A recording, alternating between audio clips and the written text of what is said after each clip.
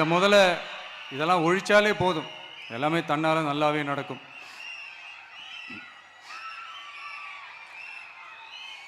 அப்புறம் ரீசண்டாக இருக்கிற நிறையா பிரச்சனைகளில் சில பிரச்சனைகள்லாம் ஓடிட்டு இருக்கு இல்லையா, அதெல்லாம் நீங்கள் அதுக்கு போராடி ஹர்ட் ஆகிறதெல்லாம் நான் பார்க்குறேன். அதை பார்த்து எனக்கு ஹர்ட் ஆகுது.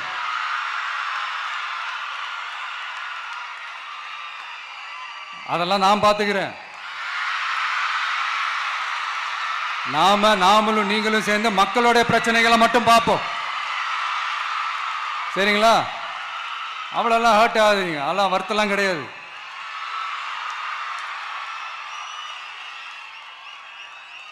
சரியா? கான்ஃபிடென்ட்டா இருங்க,